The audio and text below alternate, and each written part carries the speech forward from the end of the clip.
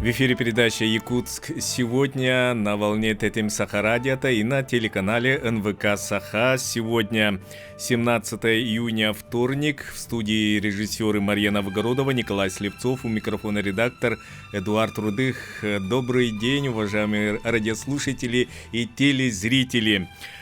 В Якутске совсем скоро состоится заключительный этап первого международного конкурса фестиваля музыкального исполнительства «Симфония добра». И у нас сегодня в студии Надежда Михайловна Зайкова, ректор Высшей школы музыки Республики Саха-Якутия имени Василия Афанасьевича Босикова, руководитель проекта, член организационного комитета, Светлана Владимировна Вдовенко, проректор по учебной и научной работе Высшей школы музыки, координатор взаимодействия с музыкальными образовательными организациями и сообществами, организатор работы с площадками и участники этого конкурса, финала конкурса, студенты Высшей школы музыки Саяна Устинова и Ситора Потапова. Добрый день, уважаемые гости. Здравствуйте.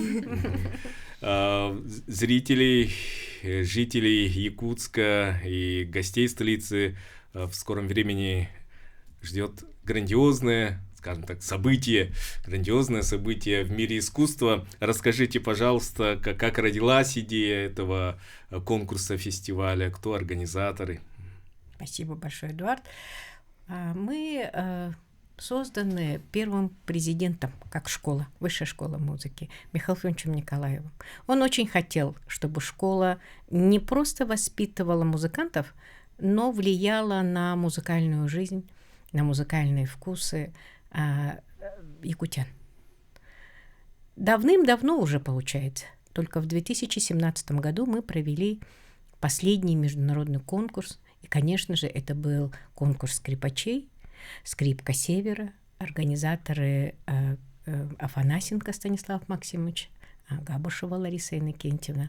Это был прекрасный конкурс, он пользовался очень большим успехом и прославил школу. Но прошло большое количество времени, международных конкурсов не было.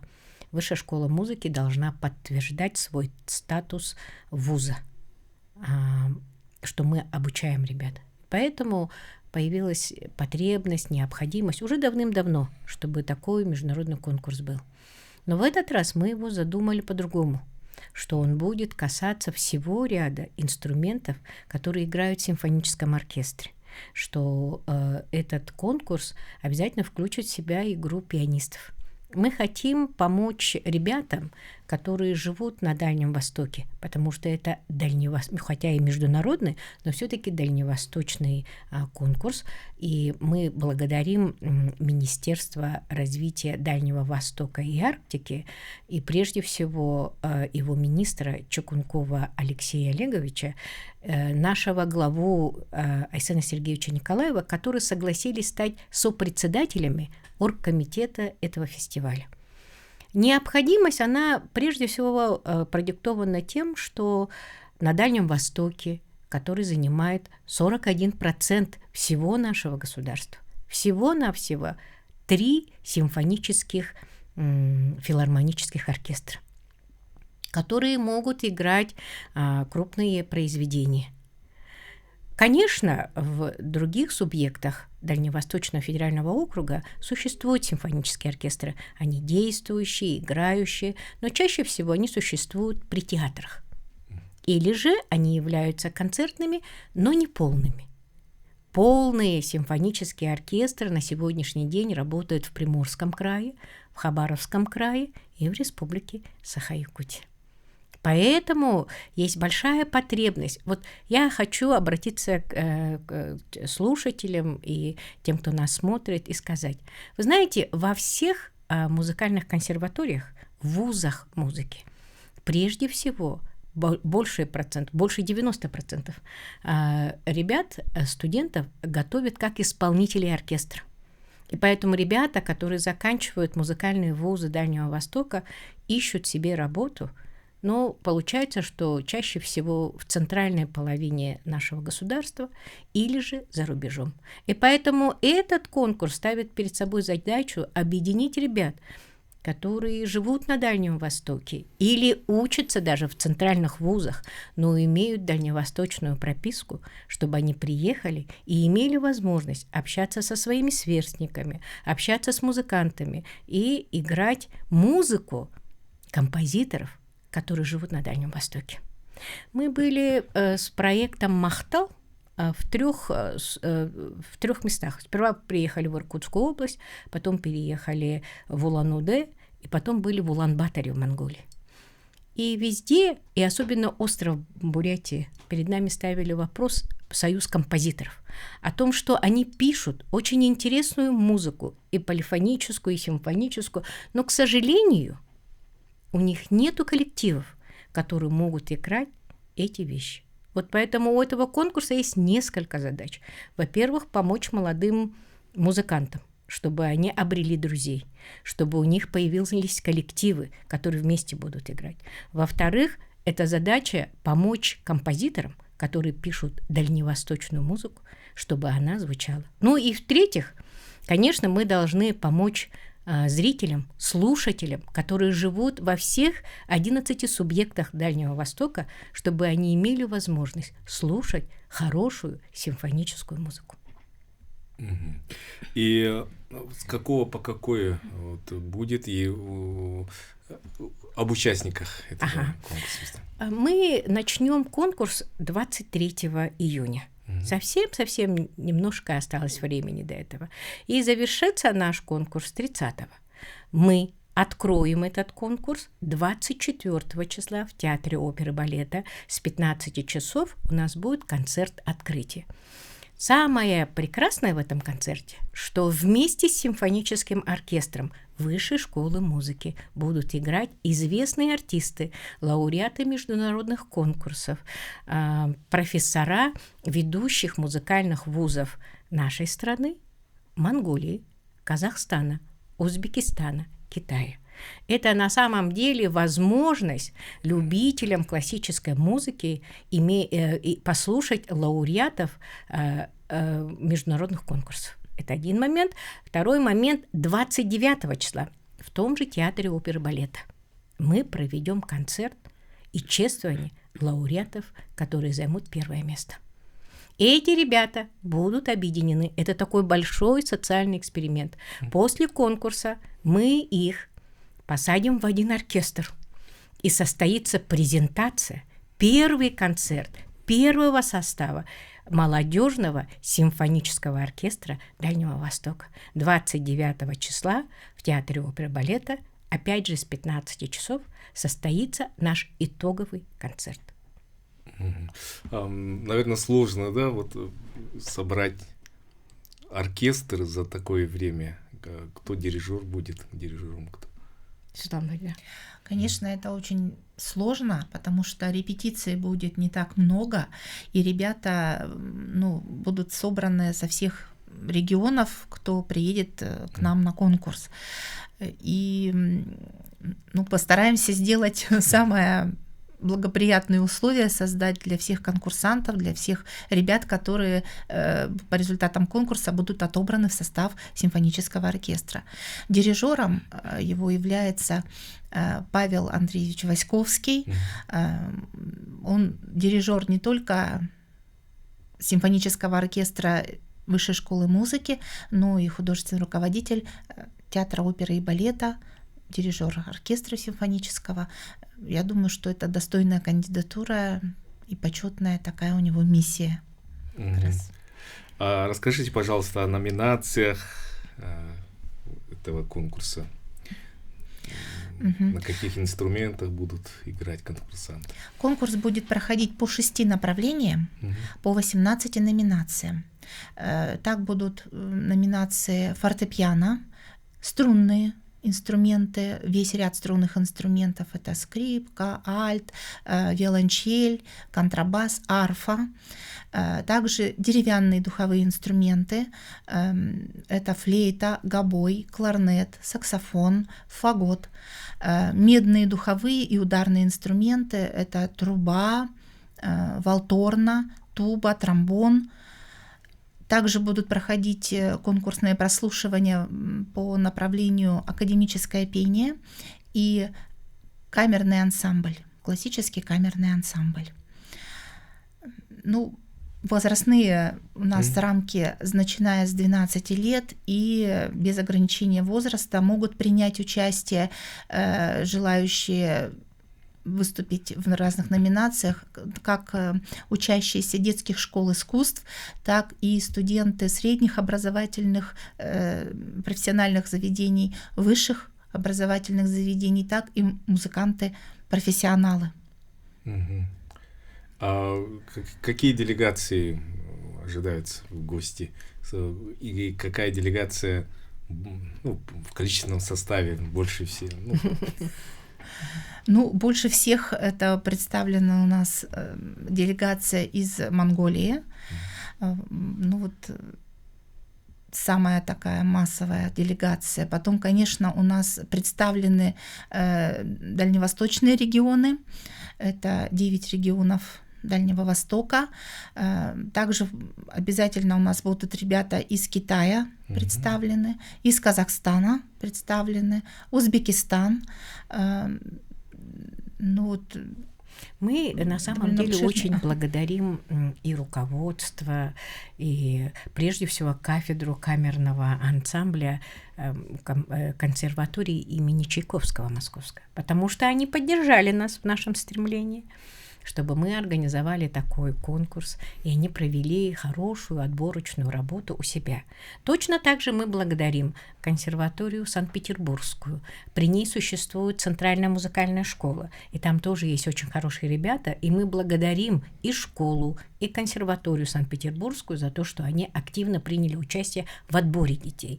В отборе детей приняли участие еще команды из Казани, Казанская консерватория, Новосибирская, она рядом с нами, у нас с ними есть очень хорошие связи. Конечно же, мы благодарим Институт искусств Владивосток, потому что они, приморцы, тоже большой командой приедут к нам.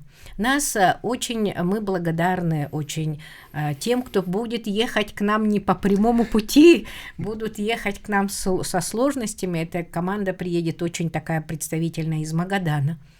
Мы впервые ожидаем участия ребят из Читы. И мы им очень благодарны, потому что вначале, когда мы об этом говорили, они говорят, это невозможно, это очень дорого, это очень трудно до вас добираться, очень сложная схема, как мы будем до вас добираться. Но, тем не менее, они к нам приедут.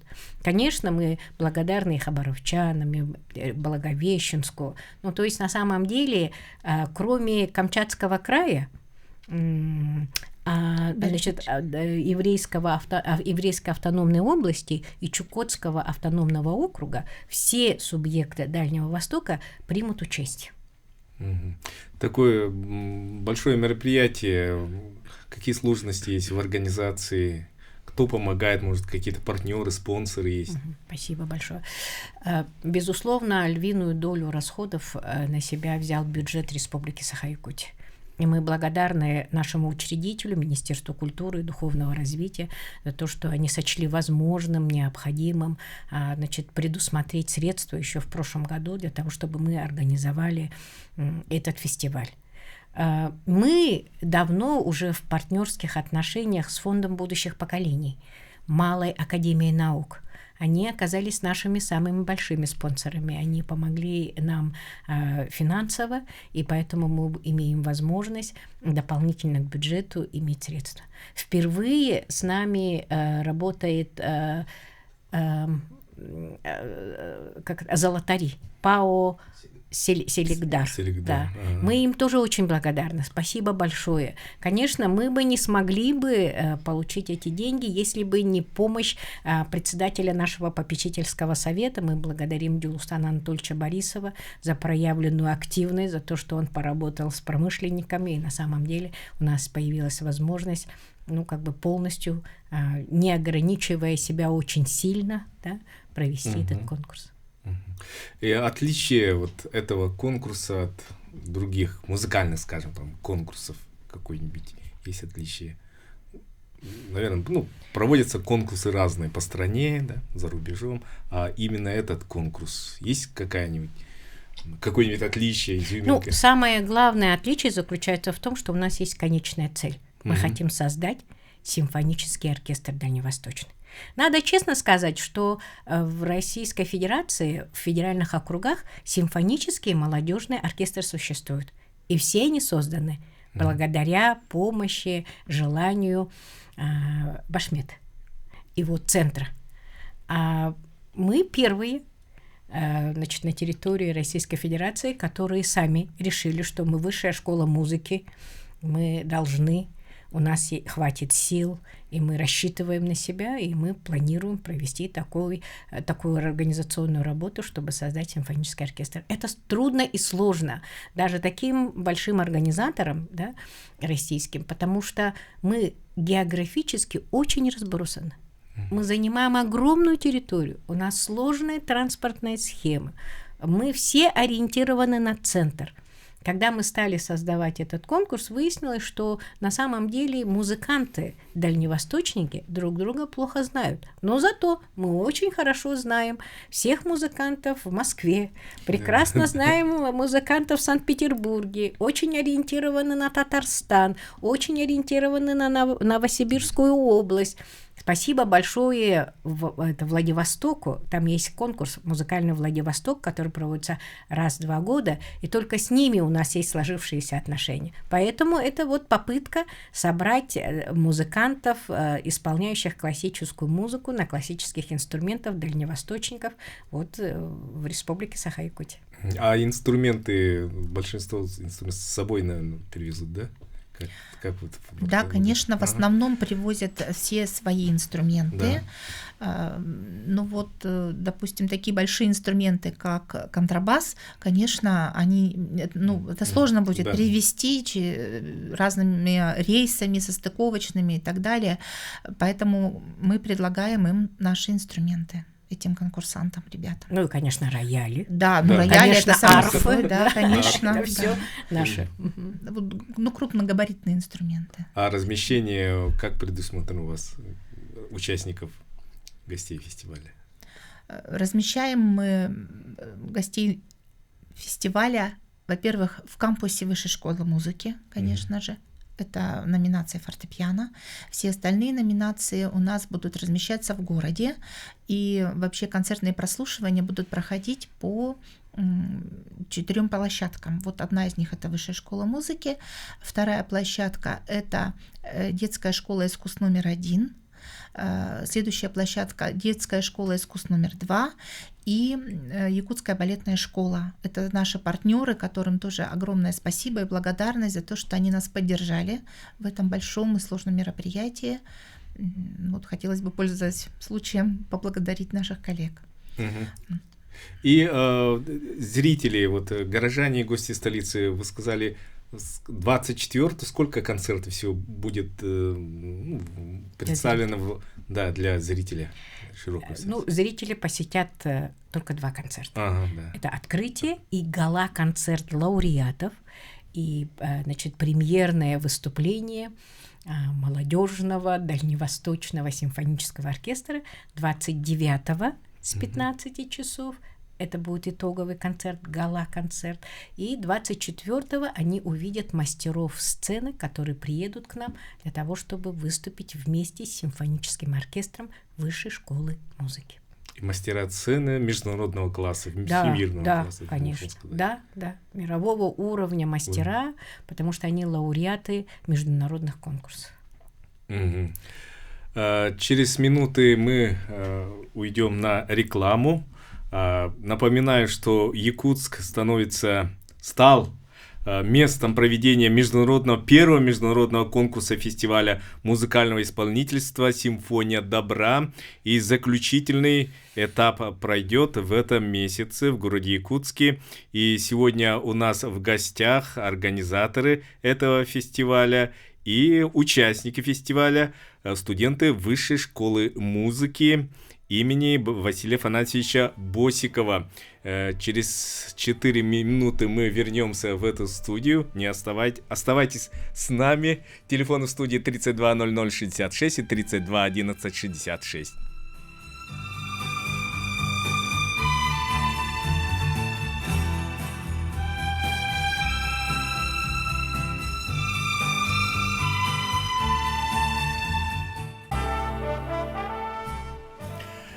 В эфире Тетим Саха Радио и на телеканале НВК Саха передача «Якутск сегодня».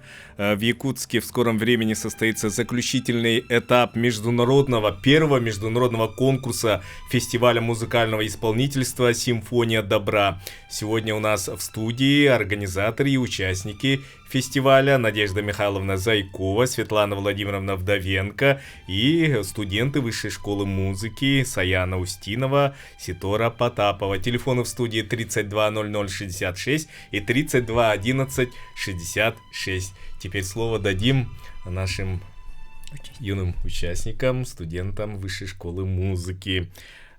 Ситора, расскажи, пожалуйста, на каком инструменте участвуешь в этом? И для тебя какой по счету этот конкурс? Здравствуйте. Я обучающаяся второго курса среднего профессионального образования по специальности кларнет, деревянные духовые инструменты. По счету я точно не могу сказать, какой для меня это конкурс, но могу сказать, что вот буквально недавно наш духовой оркестр Высшей школы музыки ездил на конкурс Кубок Сталинграда в городе Волгоград, и мы заняли лауреатство первой степени. Подготовка к этому конкурсу была довольно-таки суровой, потому что у нас ставился плацномер. Репетировали мы его на улице, и в городе Волгограде мы тоже выступали на улице с маршировкой, с выходом, входом. А также мы побывали на Мамаеве кургане, где играл большой сводный оркестр, все участники, которые там только были. Была репетиция, потом мы выступали на гала-концерте, тоже сводным. Сначала играли на улице, на площади, а потом уже внутри по оркестрам. И Саяна. Здравствуйте. Я, получается, учащаяся первого курса среднего профессионального образования по специальности фортепиано. Вот, участвую я на «Симфонии добра» по 2 номинациям. Это по номинации фортепиано, по своей, да, и вторая номинация — это камерный ансамбль. Участвую я с флейтой, получается. Вот.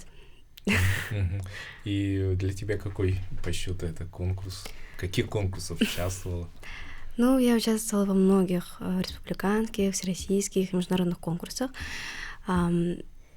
Получается, недавно мы участвовали тоже камерным ансамблем, тоже на нашем конкурсе республиканском «Новые имена Якутии», где я приняла 700 человек участия, получается, и лауреаты были рекомендованы в участии в «Симфонии добра». Вот. Почему конкурс назвали «Симфонией добра»? Какой смысл вложили в это? Спасибо большое. Это очень важный вопрос. Его нам очень многие задают. Что это такое «Симфония добра»?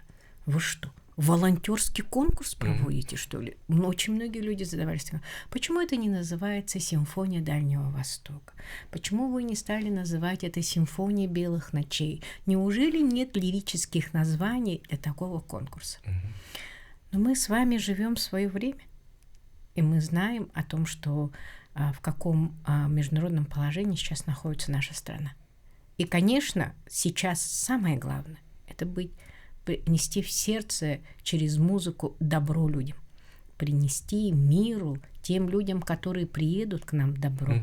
И мы пришли к выводу, что самое главное, что нужно в суровое время, это, конечно, доброта. И поэтому приняли решение, что этот конкурс будет называться «Симфония добра». И этот конкурс «Симфония добра» собирает участников не только, вы сказали, и также из зарубежных стран. Как вы оцениваете исполнительское мастерство? В чем-то есть, говорят же, в каком-то виде искусства, в балете, например, есть, если китайский балет, он как-то по-другому, а в музыкальном исполнительском искусстве есть такое какие-то отличия, какие-то манеры, может, какие-то стили игры? Наверное, на этот вопрос я отвечу, да. Да, естественно, есть разные школы, но для нас будет, я думаю, что сложно соревноваться с представителями Монгольской консерватории, потому что это другая школа, отличается от российской отечественной школы. Конечно, это нам большое испытание, но тем и интереснее конкурс, когда много участников и представлены разные регионы, разные школы, разные исполнители, тем и интересней борьба. Конечно, мы ожидаем большой конкурс среди ребят, которые будут представлять центральные вузы, которые приедут сюда и будут играть представители Московской школы, представители Санкт-Петербургской, Новосибирской, Казанской школы. Конечно, мы очень ждем и волнуемся, как будут выступать наши ребята, ребята, приехавшие к нам из Владивостока, потому что у них уже есть опыт проведения таких международных конкурсов, они бойцы, они будут принимать участие, и, конечно, это нас волнует. Надо сказать, что самое большое количество участников у нас, кстати, будет среди пианистов и вокалистов. Да? Это вот в этот раз мы поставили такую цель перед собой — пригласить вокалистов. Мы, конечно, очень волнуемся, как будут выступать вокалисты, которые приедут к нам из-за рубежа, вокалисты, представляющие отечественную музыкальную школу, потому что на самом деле вот точно знаем, что те, кто приедут к нам, они будут представлять очень сильную школу. Мы со Светланой Владимировной в конце прошлого года были в Китае и познакомились там с музыкантами, которые готовят вокалистов. Вообще нужно сказать, что Китай в последнее время в классической музыке сделал очень много прорывных шагов. Мы заключили соглашение с Харбинской консерваторией, с Холунбуирским институтом музыки, который существует при университете. Да? И мы точно знаем, что там очень сильные вокалисты. Вот вокалист, который нам понравился и которого мы приглашаем приехать к нам и провести мастер-классы, вот он, учился пению в Германии. Но Светлана Владимировна, как очень опытный человек, сказала: у вас русская школа. Он сказал: нет, я учился в Германии. Потом мы выясняли, оказывается, он учился, конечно же, в Германии, но учили его русские преподаватели. Поэтому у него шикарное, прямо хорошее классическое пение именно русской вокальной школы.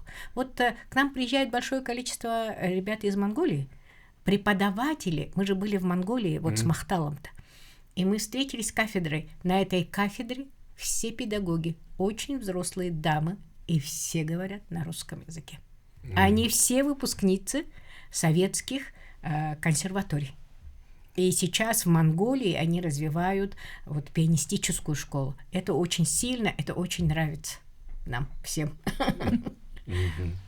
А что важно, как вы считаете, что важнее в предстоящем финале, заключительной части конкурса, такого конкурса-фестиваля? Это жесткая конкуренция или праздник музыки? Ну, конечно, это прежде всего праздник музыки. Это, как уже сказала Надежда Михайловна, прежде всего конкурс создан для того, чтобы мы как-то объединились на Дальневосточном федеральном округе, познакомились с другими ребятами, чтобы мы наладили контакты, чтобы мы обменивались опытом, чтобы, конечно, продвигали музыку композиторов Дальневосточного региона. Мне кажется, это вот замечательная миссия, и Нет, мы не будем скрывать. Нам интересно посмотреть себя, показать, других посмотреть. Это конкурс. Конечно, в нем есть слово «фестиваль», но он конкурс. Я не хочу, чтобы наши участники расхолаживали. Это будет праздник дружбы. Ничего подобного. Это должен быть конкурс серьезный. Вот для того, чтобы этот конкурс был серьезным, вот мы сделали такую вещь. Большинство членов международного конкурса — это не представители Республики Саха-Якутия. Члены жюри. Только в одном конкурсе, и я могу это назвать, конечно, только в вокальном конкурсе председателем жюри будет представитель, не просто представитель, а гордость нации Онегина Егоровна Ильина.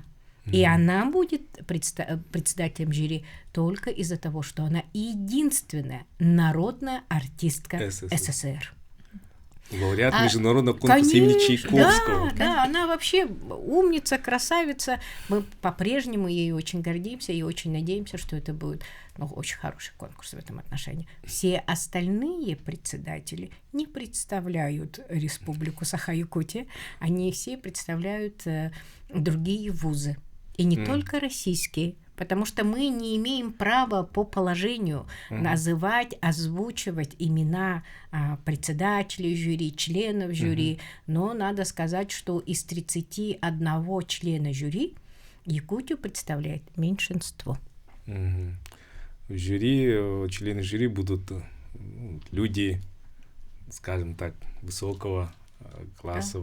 Да. Это прежде всего сами играющие люди, они педагоги, они профессора, они лауреаты международных конкурсов, они заслуженные артисты своих стран, они обладатели больших международных премий. Поэтому на самом деле в качестве жюри никто не сомневается. И надо честно сказать, мы, конечно, боялись, это же наш первый опыт, мы утвердили состав жюри через Ассоциацию музыкальных образовательных учреждений Российской Федерации. И поэтому мы очень благодарны Галине Васильевне Майровской, которая является президентом этой ассоциации, за то, что она одобрила, она является членом нашего оргкомитета, очень влиятельная особа, она на самом деле сделает все для того, чтобы мы были объективны. И есть ли какие-нибудь планы в продолжении такого конкурса, какие-нибудь, чтобы оно имело долгосрочное влияние, масштабирование этого? Прекрасный вопрос, да, потому что на самом деле, конечно же, мы, во-первых, будем заниматься симфоническим оркестром. Это очень сложно. 2 выезда будет сюда ребят, которые войдут в первый состав симфонического оркестра. Мы предусмотрели для этого даже финансовые средства, чтобы ребята имели возможность приехать в октябре текущего года на первую репетицию, и вторая репетиция у них будет в марте 2026 года. Потому что это сводный оркестр.